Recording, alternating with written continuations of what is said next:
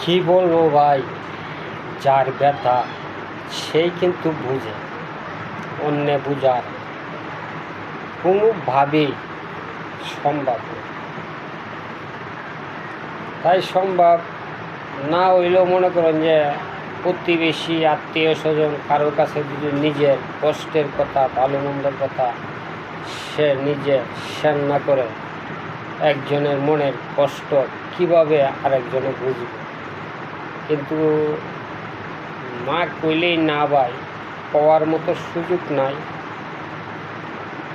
মানুষের জীবনে কষ্ট না মানেই মানুষ কষ্ট জীবনে আছে, যতই সুখী হোক সে, ওইতে ঘরের দিক দিয়ে কষ্ট আছে, নয়তো ফ্যামিলির দিক দিয়ে কষ্ট আছে, আর নাহলে আত্মীয় স্বজনের দিক দিয়ে কষ্ট আছে। সে যতই পয়সাওয়ালা হোক, যতই গরিব হোক, এই কষ্টটা বোঝার মতো দুনিয়াতে একমাত্র